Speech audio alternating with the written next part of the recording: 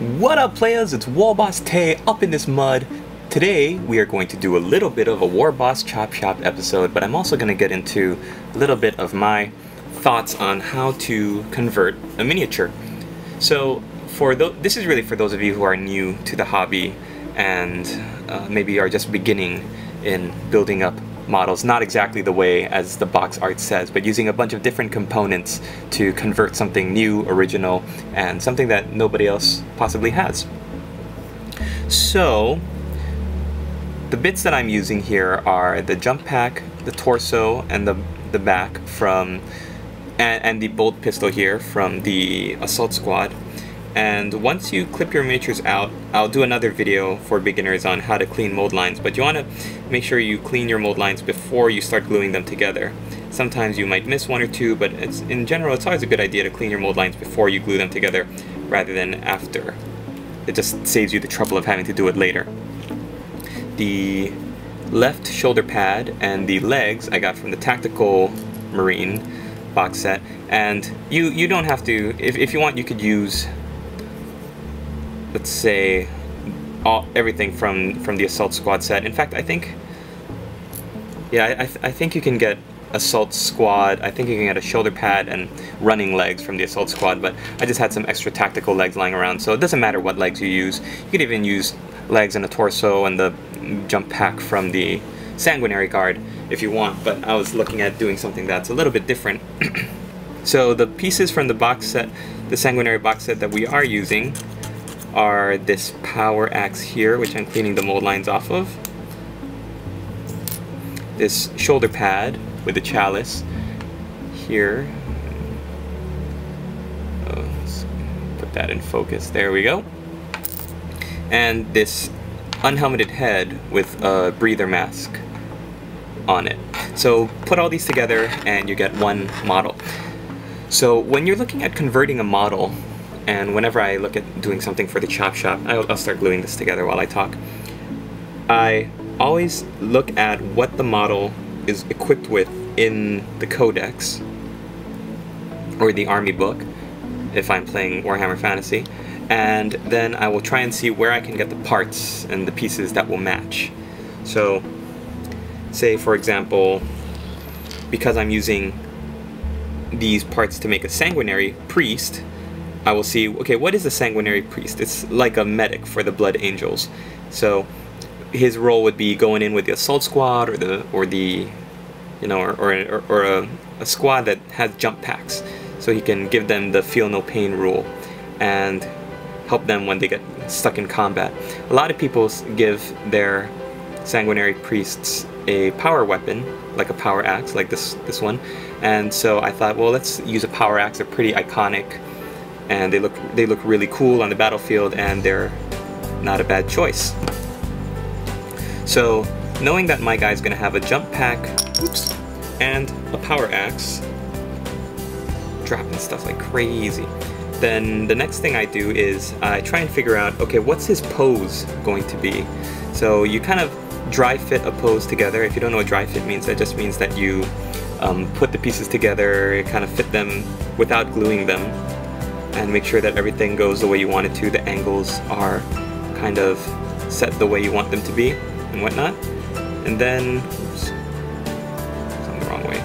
And then you glue it all together. So for my Sanguinary priest guy, I wanted his pose to be that he was kind of at rest. So I decided I didn't want to use running legs from the assault squad sprue. I wanted to use legs where he's kind of standing and kind of surveying the scene, but he's still got a jump pack, so at any time he could take off, but he's kind of at rest.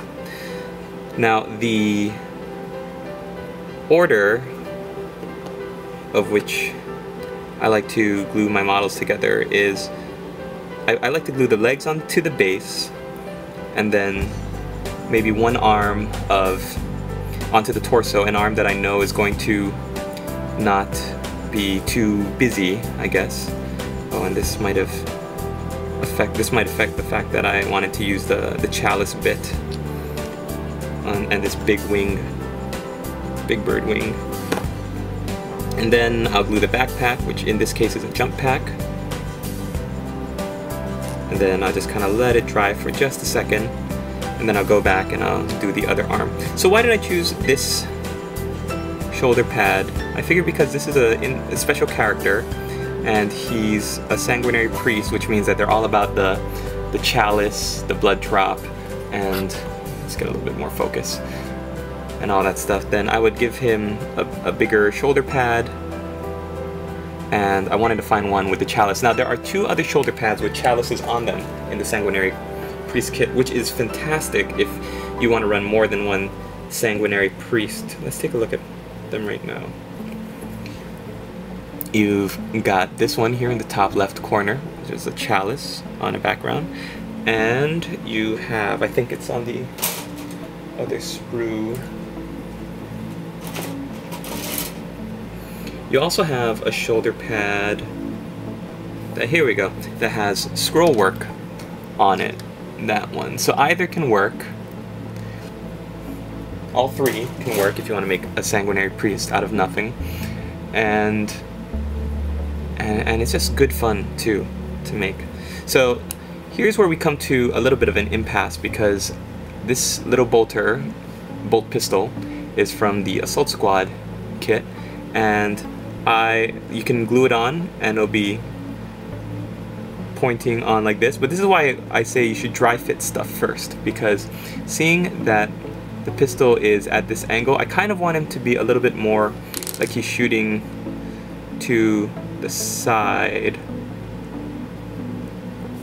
So it's a little bit of a steeper angle than what this bolt pistol is showing.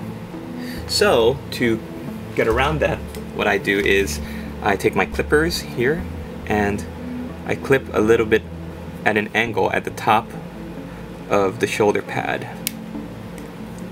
So if you can see there. So it's not exactly flush like it was, but it's more of an angle. And then, using my hobby knife, and you know, I should probably do it the correct way so hobby newbies don't gash open their fingers, I cut away from myself and just even out that level. Cut away, cut away. It's also good to use a cutting mat. My cutting mat is not here right now, so I don't have it, but it's easier to put it down and then cut it on an angle away from yourself there.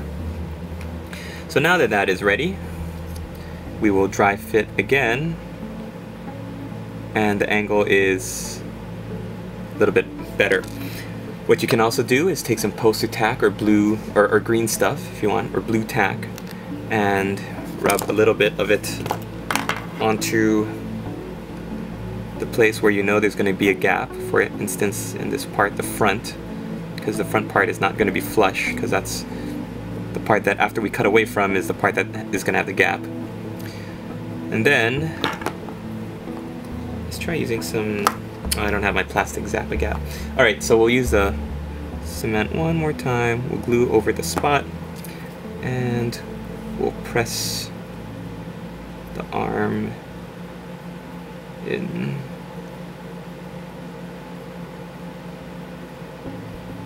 So we get it more at an angle, which is like what, kind of like what I want, like he's firing off to the side rather than directly in front of him.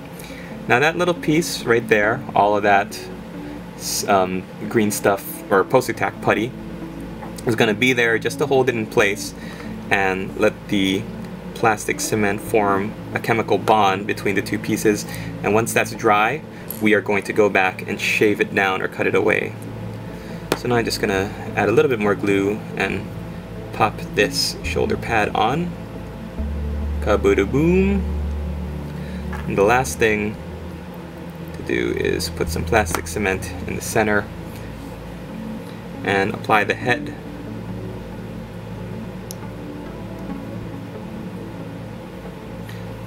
Usually, not always, but more often than not, you want your guy to be looking in the direction of whatever weapon he is firing.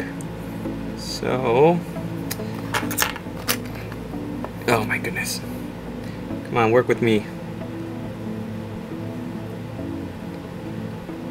So what I've got is some pliers, and there. So now you can see we've angled his head to be looking in the direction that he's shooting. And there is our guy. I know it looks a little unsightly and unseemly that this piece of poster tack right here is just jutting out as it is, but for now we're going to let it be ugly, and then we're going to just fold it in to the groove later once the plastic cement is completely dry. We're going to kind of do that action.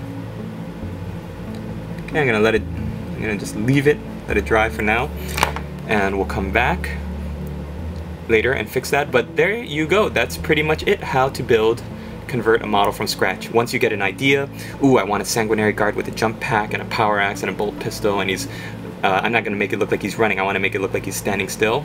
You get that idea, you look for the pieces amongst your bits boxes, and you build it up so that once you paint it up, you know that it'll look the way you want it to from across the field. Anybody who's looking at this guy will see that he's got a chalice there on his shoulder. I'm going to paint him up so that the jump pack and the rest of his color scheme makes it look like he's a Sanguinary priest, and then that'll be good. And then mission accomplished. We've got a fully converted and built up miniature. It's gonna look awesome. Hopefully nobody has one that looks like it on the battlefield. If anybody has this model, when I play them with my Blood Angels, I'll be very irritated. But there you go. So thanks for watching, everybody. Hope you enjoyed this little chop shop episode. Wah!